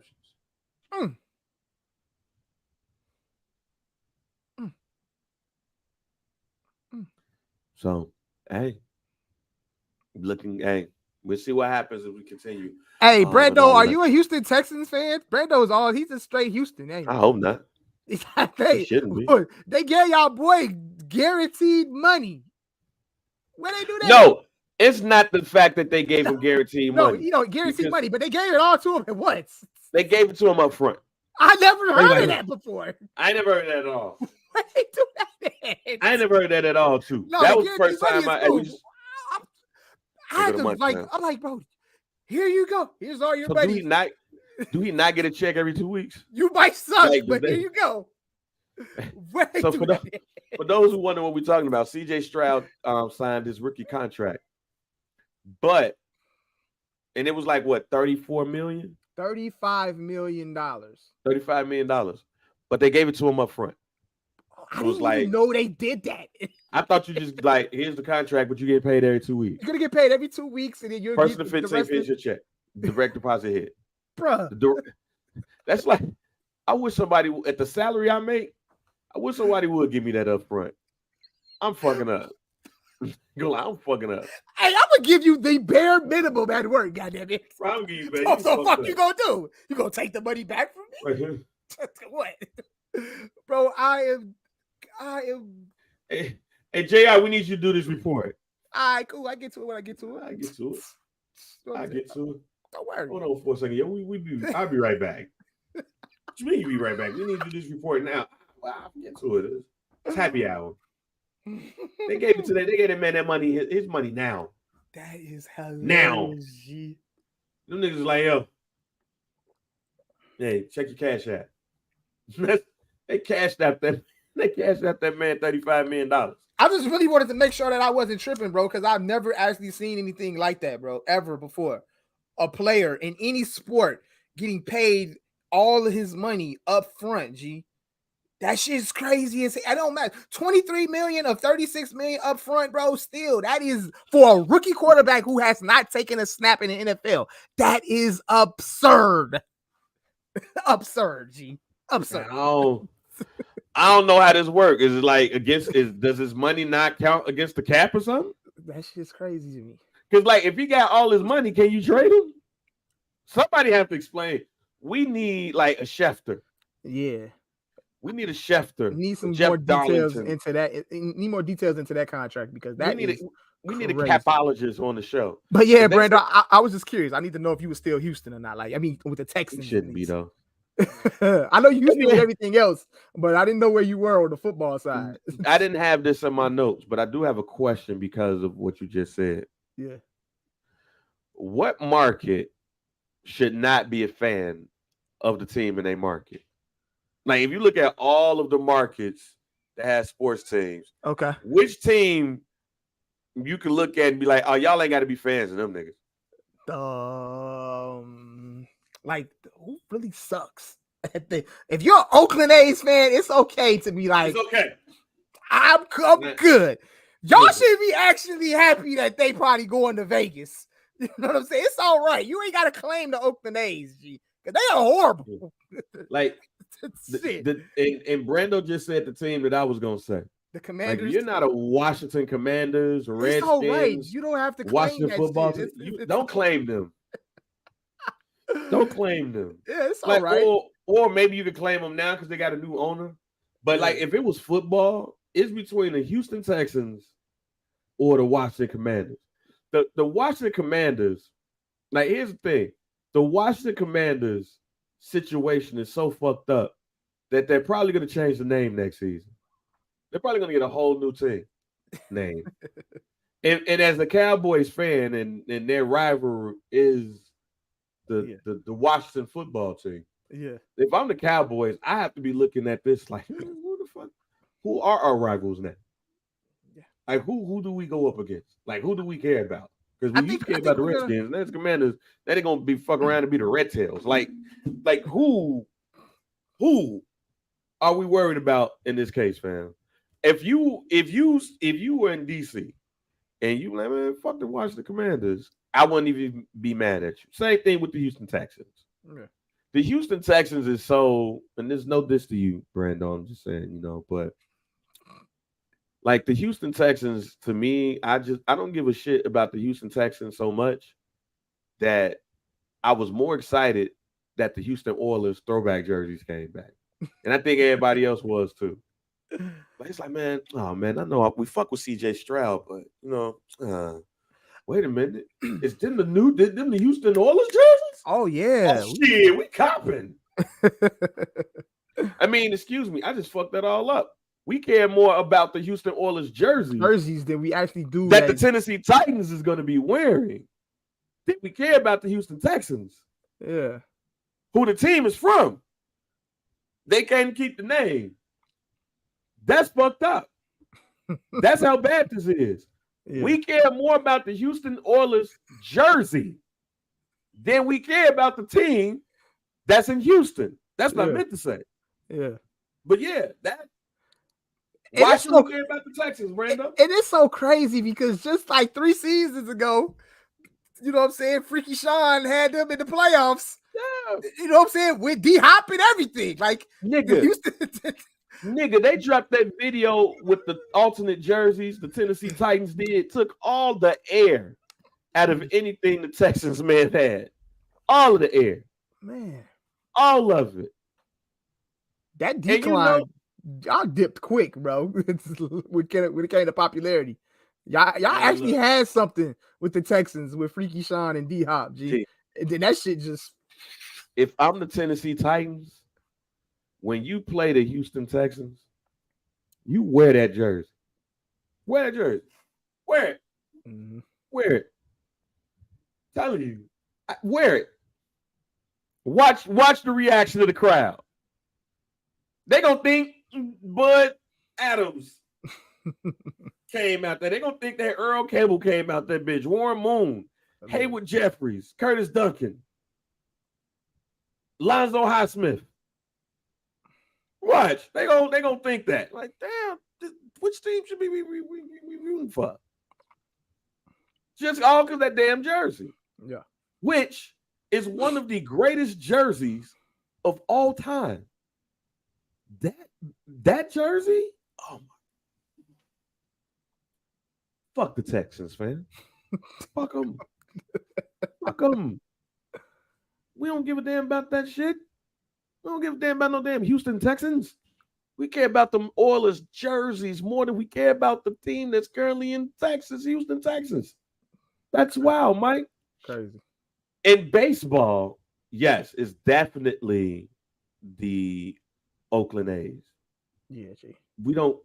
You're not a fan of your hometown team, the Oakland A's. All right, so what?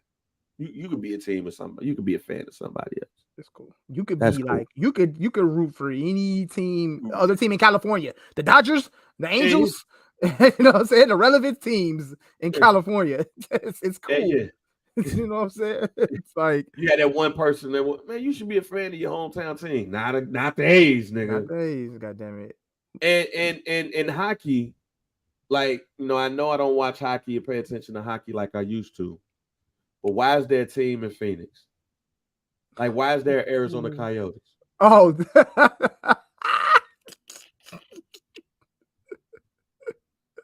Why? Look, dude. Look, they got one in Seattle too, bro. The Kraken. No, Seattle was cool. Seattle was cool. But like hockey in Arizona don't even make no sense. Make no fucking. Why we playing Arizona hockey? Coyotes. Why we playing hockey in Arizona? It seemed like them motherfuckers just put them there just to be in America, and they just like, yo, let's pick a city. Yeah. They should have just went ahead and like just put them in Portland or somewhere else they care. Is their hockey team still in Columbus? The Columbus Blue Jackets ain't there no more, is it? No. They ain't there no more? That's fucked up. They put that team in that small ass town thinking, hey, they got Ohio State and Columbus and Blue Jackets. What the fuck? DG, first of all, happy birthday, DG. Happy birthday. Oh, they are still there. Brando said they still there. The Columbus Blue Jackets? Am I missing something? See? That's fucked up. Oh, yeah, you're right. I'm absolutely the Blue Jackets. Yeah, you're right. They are. They suck bad though, bro. Like, yeah. So yeah, forgive me for not, you know what I'm saying, knowing that. Shit. Yeah, you right. Motherfuckers was good for like 1 year. Yeah, no, yeah. Probably. Yeah. Damn. You know what another team, a hockey team that you just don't really care about, bro? The Winnipeg Jets. Yeah, what the fuck is a Winnipeg Jet? Like, why are you a fan of a hockey team in Winnipeg? You know a team that they need to bring back? No team they need to bring back? The Minnesota North Stars. Bring them motherfuckers back. Bring them back. There don't need to be no team in Columbus. There don't need to be no team in Arizona. Yeah. The Arizona Coyotes need to go to Minnesota and be the North Stars again. Yeah. Them green and like gold North Star jerseys used to be nice. So that but look, Brando, look. Out of all the Canada teams, the Winnipeg Jets is like the Oakland A's to California. See what I'm saying? You got the Toronto Maple Leafs. You know what I'm saying? You got look, every other hockey team in Canada is more popular than the Winnipeg Jets. So that's you know, I understand Canada hockey is a fucking thing, but the Winnipeg Jets are what the Oakland A's are to California. That's pretty much. And I see DG said the Kansas City Royals, nah. That's small town Americana. Yeah, the Vancouver Canucks is still around. Yeah, the Kansas City Chiefs, nah. I mean Royals, nah. That's Americana, fam. You know what I'm saying? That's Brett Saberhagen. That's George Brett. Yeah. You know what I'm saying? That's all I remember from them niggas. What's the nigga that used to play for the Cubs? Oh, for real. Oh, you right, Brando. The Atlanta Thrashers. I forgot about Atlanta having a hockey team. That shit is funny. And hockey in Atlanta don't make no goddamn sense, bro. Yeah, it don't. So yeah, man. I'm like there are some teams. Yeah, it's a lot of franchises. What would be the basketball franchise that you just the basketball franchise that we just don't give a fuck about? That you really just don't care about much. Who's that team nowadays? I really don't give a fuck about the Minnesota Timberwolves. I don't. Excuse me. I don't give a fuck about the Minnesota Timberwolves. I don't give a fuck about the Charlotte Hornets. I think it's the New Orleans Pelicans for me. I don't give a fuck about the New Orleans Pelicans. I hate the name Pelicans too. That shit that's horrible. I don't give a fuck about Brando, the Wizards. Low key, I don't give a fuck about the Toronto Raptors. Yeah. I don't. Even though they just recently won the NBA championship, but I ain't give a fuck then. Yeah. Shouts out to Sam Mitchell. You know what I'm saying? Don't care. Yeah. Don't care. I would care about the Seattle Supersonics. Yeah. You know what I'm saying? And if they move some of those teams somewhere else, like there should be a team in St. Louis. Now, since they can't, there should be a team in St. Louis. There should be a basketball team in St. Louis. You know what I'm saying? I care about the Jazz. Brando, I do. I care about the Jazz. Their history made me care about them. And then plus, it's just even the fact that they the Utah Jazz, you laugh at them, so you care about them. You need that team. But they used to have one of the loudest arenas in the NBA, G. Like remember during the NBA playoffs when NBC had a little soundometer thing, Yeah. decibel meter and shit. They used to go off the meter, huh? Listen to the raucous crowd in the Delta Center. Well, shouts out to the Utah Jazz. I care. You know what I'm saying? I'm not mad at that. And no, that's over with, Brando. That time frame, the Spirit of St. Louis thing, that's over with. They could get an NBA team now. They could do that. Who else in the NBA that I don't really give a damn about? I think that's about it. Like the Minnesota Timberwolves. Are we starting to care about the Oklahoma City Thunder? Oh yeah, there you go. I don't give a shit. Would there be a time where we actually care about the Oklahoma City Thunder? No. We didn't give a damn about them when Kevin Durant was there. We cared about Kevin Durant and Russell Westbrook. Why is there a team in Oklahoma City, fans? It don't make no sense, bro. I'm not even saying that as a Seattle Supersonics fan. But out of all the places they could have moved the basketball team to, they chose Oklahoma City. You're going to move them to Oklahoma City. Yeah.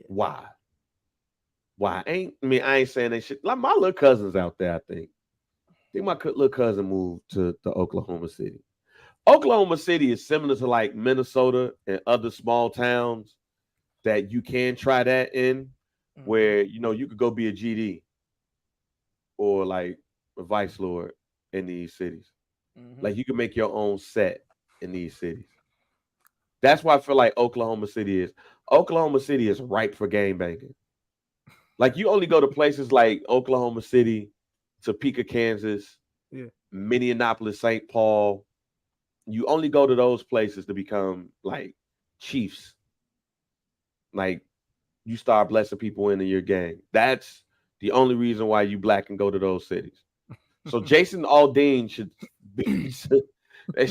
try that in a small town. Well, I went to your small town and became a GD.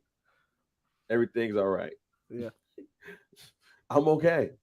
And then all the little white kids that want to be gang members and shit is like, yeah, you're a GD? Can I be one? Yeah. That's what those small towns remind me of. Yeah. Like, I wonder, is there any like Portland gang members? Like, is there any gangs in Portland? Or like, is there any GDs, Vice Lords, Bloods, Crips in Portland? They gang or do they got? I can't call it. I can't. Or do they got like Ghost Rider gang names? Like, you know what's funny about like Ghost Rider and like shows like Ghost Rider? They got Bloods in Portland. Probably. Well, DG would know. DG up there. DG ain't you up there in that area? DG is Seattle. Seattle. Okay, yeah, he up in that area. Yeah, so Pacific Northwest Bloods. Yeah. But no, you know what used to make me laugh about like TV shows back in the day? It's their gang names. Like we grew up around GDs, Vice Lords, Foes, a whole branch of Vice Lords, different names. But then you watch TV, and then you got to watch TV with gangs called, the Falcons. You know what I'm saying? The Dragons. Yeah. Like, what the fuck am I? I'm watching this episode of Ghost Rider. I think it was like the Dragons was like beating them up and shit. But Ghost Rider came to save the day and made sure that the Dragons was because the Dragons was trying to recruit Alejandro. Remember Alejandro on Ghost Rider? He was a little Mexican boy. Him and Gabby were brother and sister. Okay. Yeah. And Jamal was like, "Nah, bro, you don't have to be a dragon." He was like, "I don't know, man. I have to make some money for my puppy." Because they had like a little co-op or whatever. And Ghost Rider just come in, saying like, shoo, and then start, talking about, hey, Ghost Rider saying something. They'd be like, Alejandro's with the Dragons. Matter of fact, this is how Ghost Rider used to pop up. Oh my God. Oh my God. Well, look, it's Ghost Rider. And then Ghost Rider didn't pop up like this. Why is Ghost Rider crying? Stupid, fam. I told you that shit gonna be useful during the pod. I'm gonna have to see. Why is Ghost Rider crying? He's like, oh, is it about Alejandro? Oh, what's going on with Alejandro? Like, Ghost Rider, just write some shit. And then next thing you know, you pop up. Why did this nigga learn how to do this shit on him, fam? This man is hilarious. Ghost Rider ass pop up. What are you saying, Ghost Rider? And Ghost Rider be talking about some, he's over there at Central Park with the dragons.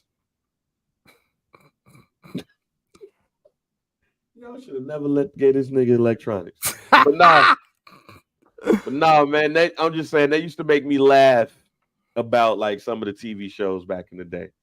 Niggas be having like whole ass animal gangs and shit. It'd be dragons, the lions, the cougars. Yeah. Like, what the fuck? How come they just can't be a GD? Nope. Gotta be the dragons. Then they have a big ass dragon. What was the name of that gang that beat up what's the name on Family Matters? Hold on. Yep, see? Got your ass thinking. Hold on.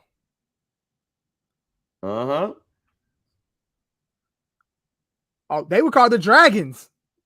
See it. Hey man, hey look. Yeah. They're the Dragons, a street gang named the Dragons being causing trouble at Rachel's place. Rachel's place. Yep. Wow, the Dragons, my nigga. Yep. The Dragons. Hey, look, if you're on the TV show and the Dragons pull up, it's going down. Going up. Hey, just watch Family Matters. Yep. Because beat the shit out of Eddie.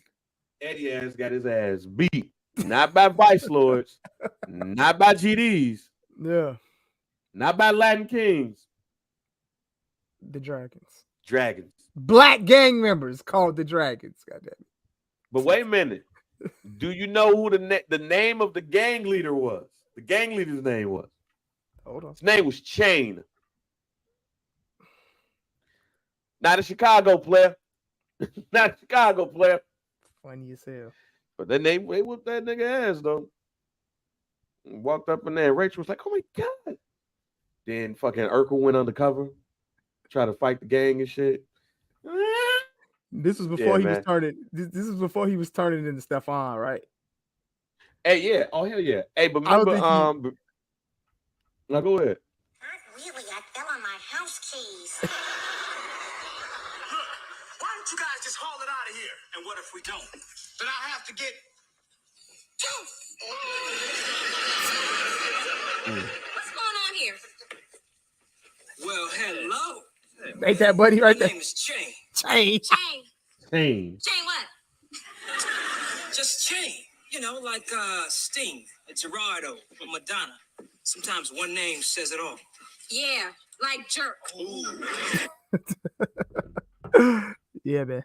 Buddy ass name was Chain, fam. Hilarious. running amok in Chicago with the Dragons. Crazy. Hey man, we need more gangs like the Dragons. Hey man,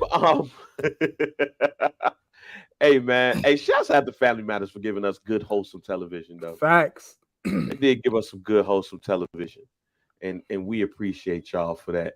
Hey man, look, before we get y'all out of here though, let me see what else. I think we got everything. I don't know why that pop up.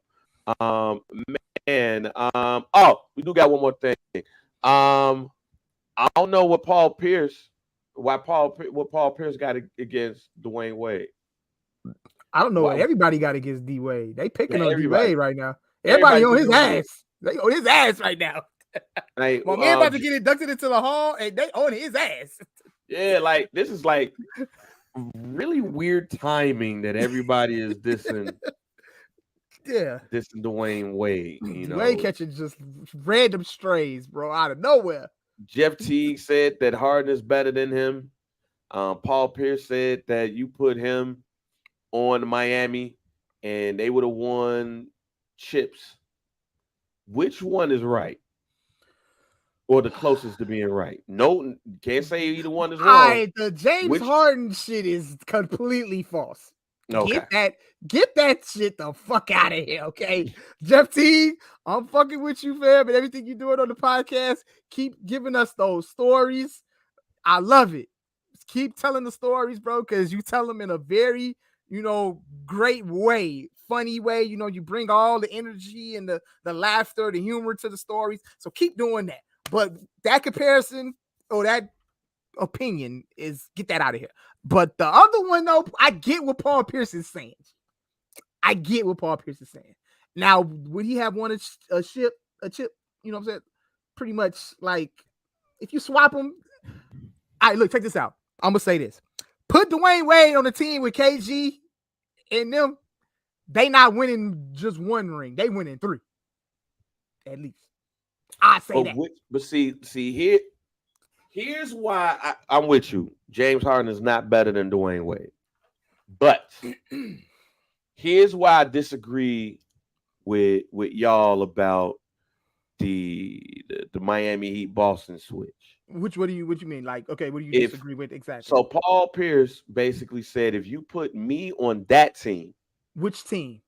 The Miami Heat team. Which Miami Heat team? The one with Shaq or the one with LeBron? LeBron.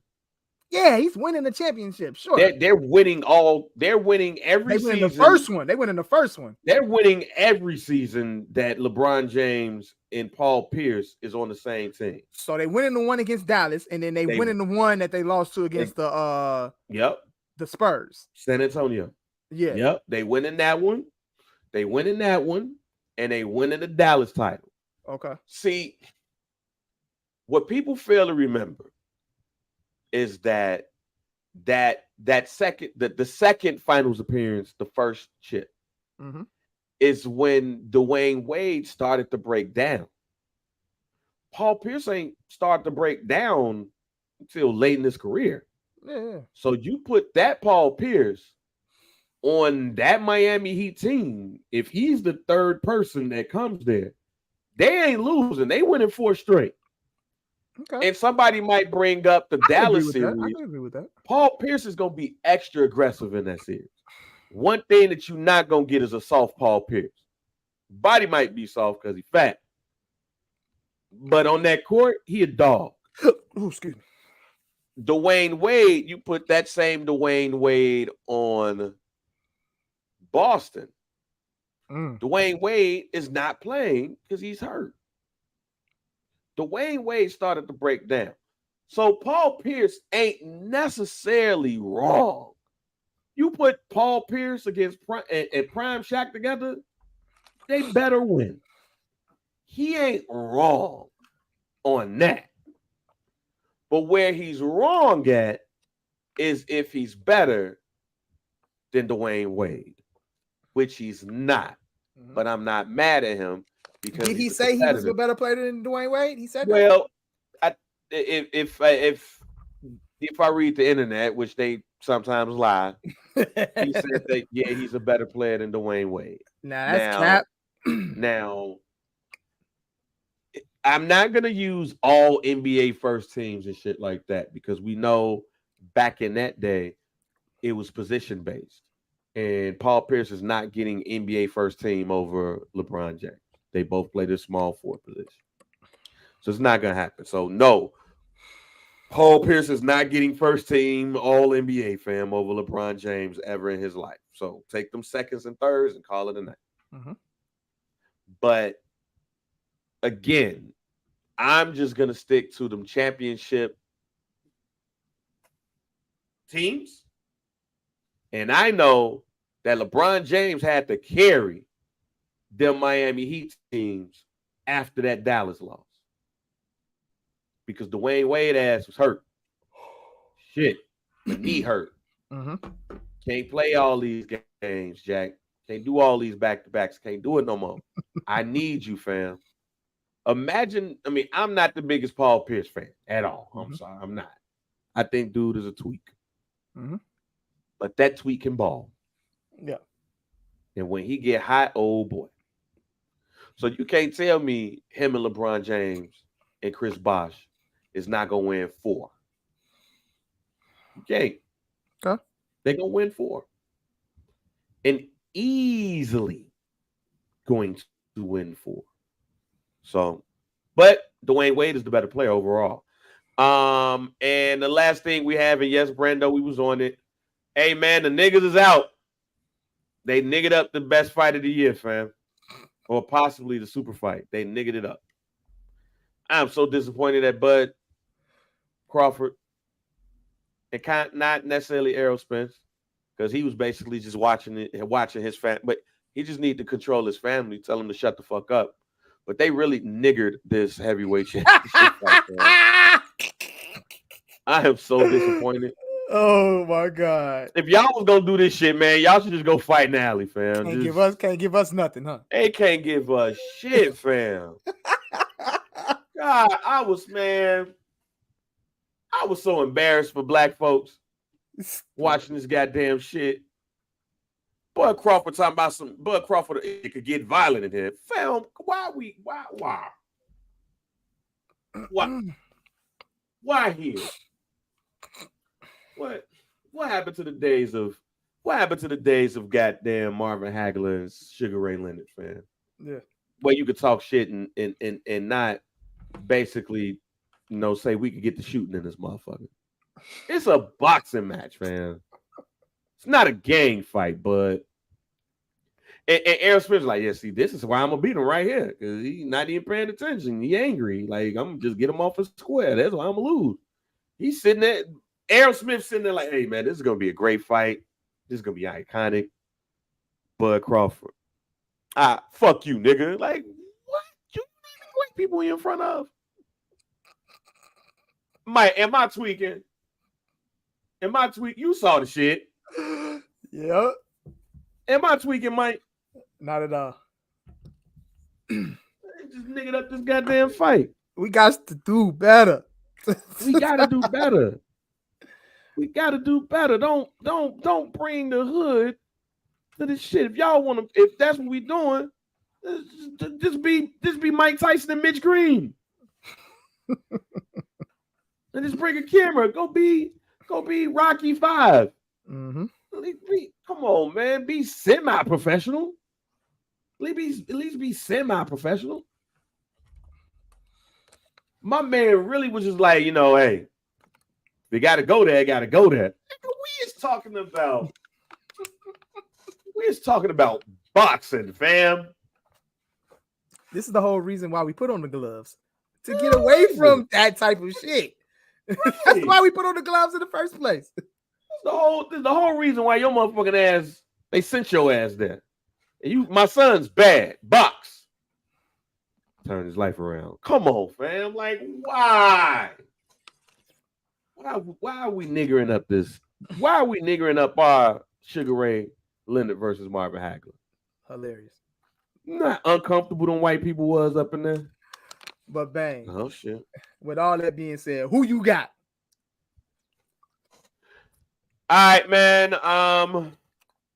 In this gang war between Errol Spence and Bud Crawford, in this gang war, after the press conference had it looking like it was a whole goddamn gang war. I got Spence in a split decision. And it's even more evident for me now. I got a feeling, man. White people that saw how Bud Crawford was acting, they don't want him to win. You have to knock Spence out, man. Spence was out there calm, cool, collected. Still a nigga, but still calm and cool. And Bud out here threatening violence. He talking about, threatening people's families and shit. Kind of, you a bitch. You acting like a female. Like, yo, hold on, fam. We got cameras in front of us. You know what the boxing organizations, they saw it too. And the boxing organizations is probably going to be like, who do we want to represent us? Mm-hmm. Spence Crawford. The nigga who was speeding and then they killed himself. Or the nigga who threatened people's families at a press conference. We're going to pick the man who almost killed himself because it's a great redemption story. Imagine him getting all of the belts after damn near you losing his life. Yeah. It's going to be a split decision. I got Spence in a split decision. Okay. Who you got? I think we leaning in the same direction. I got Spence too. It's going a distance, It's going a distance, but I got Spence. So yeah, it's going the distance. Yes, it's definitely going the distance. yeah. But I'm on the same page with you. Yeah, man. Yeah, we gotta do better though. We can't be out here, you know what I'm saying, chitty bang banging at fight promos and shit. You know what I'm saying? Look, there's some shit.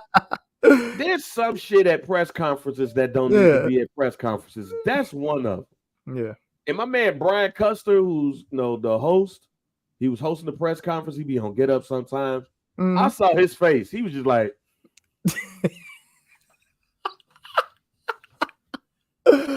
oh my God, man. We all just be brothers. Yeah. I know he wanted to say that shit. Like, we just be brothers. Heck, I'm bud. No, nigga. Fuck him and his family. Errol Spence is like, hey man, look, that's why I'm gonna beat him. So yeah, I got Errol Spence. I got Errol Spence in the split decision. And there's gonna be a fight after the fight. I ain't calling it right now. I'm calling right now. It's gonna be a split decision. Bud is not going to agree with the decision, and he probably shouldn't, but he's not going to agree with the decision, and there's going to be a fight in the ring between both camps. Oh my and God. Jim Gray gonna be scared. Oh my God. Jim Gray gonna be like, oh Lord, no, whoa. Scared? We can't be out here niggering the pay-per-views, man. Watch, I'm telling you. Split decision win, close fight, split decision win, Spence wins, fight between the families.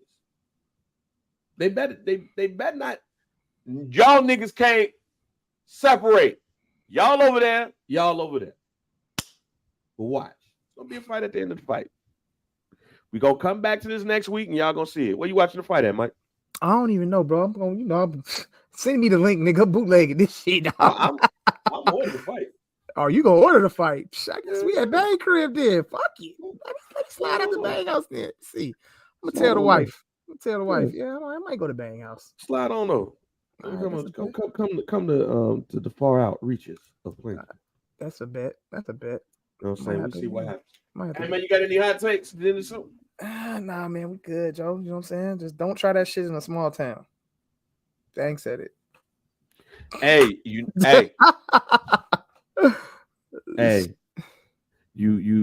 see, Brando, fuck you, fam. How you just gonna put your ESPN perks in the chat?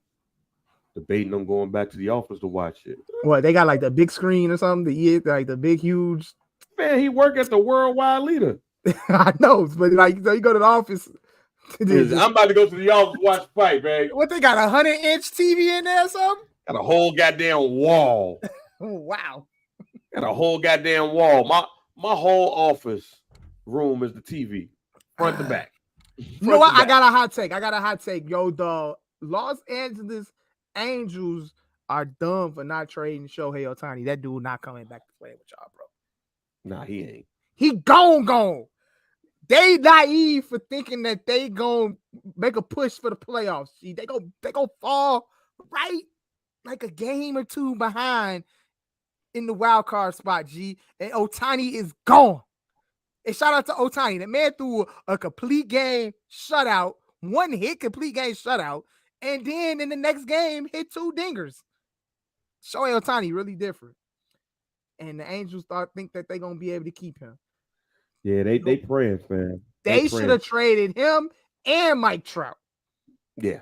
They should have sent both of them. You could have got a haul for him and Mike Trout. Yeah. So they've done. That's my hot take. The Angels tweaked. They could have. Yeah, my hot take is the Spence Crawford fight. It's gonna be a split decision, and it's gonna be a fight at the end of the fight. It's gonna get niggerish afterwards. It's gonna get niggerish at the goddamn fight.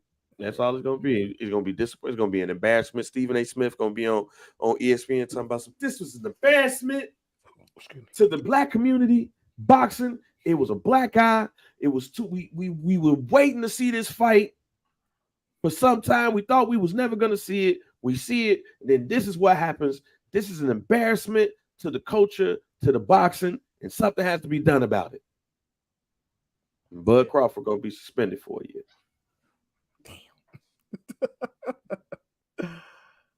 If you could put that shit on FanDuel, put that shit on FanDuel.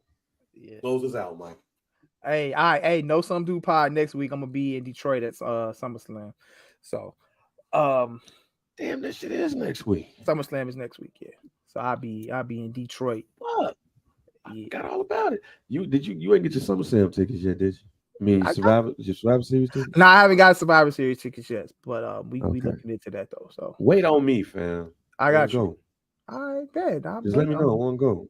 I'm waiting on Bang. All right, the tickets are on sale, right? I think they're on sale. Yeah, I'm just saying when you get them, just let me know. I will let you know before I make the purchase. Yeah, before you make the purchase, just let me know. Indeed, bro. I got you. We ain't bust no move yet on that, so I got you. Because I'll probably just send you the money to get the tickets. I got you. No, we in there. Go. We in there. All right, but yeah, man.